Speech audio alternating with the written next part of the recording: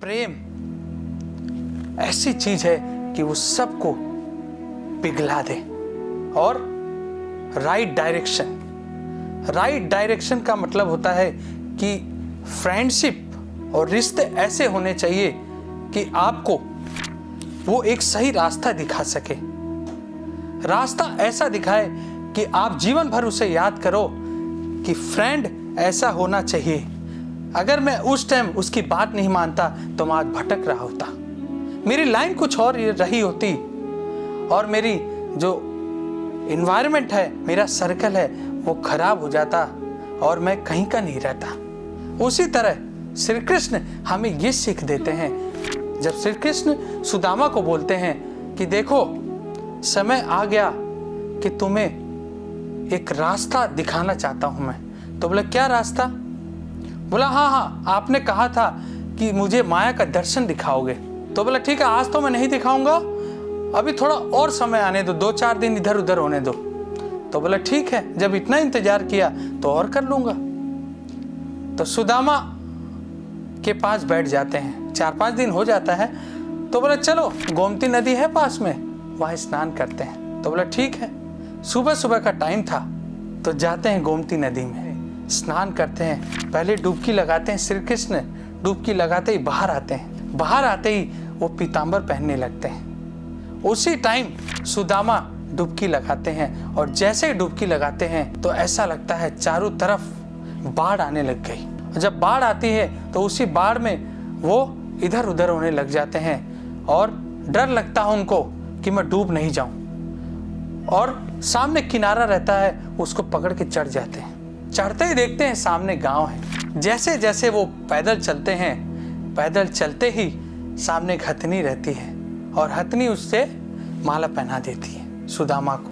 तो गांव वाले दौड़े दौड़े आते हैं। गांव वाले बोलते हैं अरे अभी अभी राजा की मृत्यु हुई है और रानी के साथ कोई विवाह करने वाला नहीं है, लेकिन हमारे गांव का ये नियम है कि हथनी किसी को भी माला पहना देगी तो उससे ही हमारी रानी की शादी होगी। तो जबरदस्ती राजा बना दिया जाता है सुदामा को रानी के साथ शादी करके। और फिर कुछ समय बीतता है और 2 बच्चे हो जाते हैं। तो 15 साल के बाद धीरे धीरे वो बड़े हो जाते हैं। बड़े इधर 2 बच्चे होते हैं और इधर रानी की मृत्यु हो जाती है। जब रानी की मृत्यु हो जाती है तो सुदामा जोर जोर से रोते हैं। बोला अब क्या करूं मैं, मेरी पत्नी की मृत्यु हो गई, अब मेरा क्या होगा। जोर जोर से रोते हैं। तो गांव वाले आते हैं, तुम घबराओ मत, रानी की जो लाश है ना उसके साथ आपको भी बैठना पड़ेगा और अग्नि की आहुति हम दे देंगे। तो घबरा जाते हैं सुदामा कि ये क्या हो रहा है मेरे साथ। तो बोला अच्छा,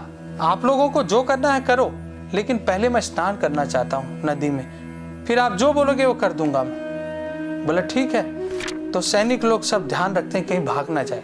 तो स्नान करने के लिए जैसे ही डुबकी लगाते हैं और उठते हैं सुदामा तो जोर जोर से रोते हैं। सामने पीतांबर पहन रहे होते हैं श्री कृष्ण।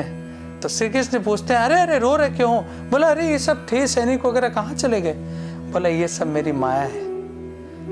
तो समझ गए सुदामा माया किसे कहते हैं? तो श्री कृष्ण अपने दोस्त सुदामा से ये कहना चाह रहे हैं वो जो माया का रास्ता है वो केवल आभास है।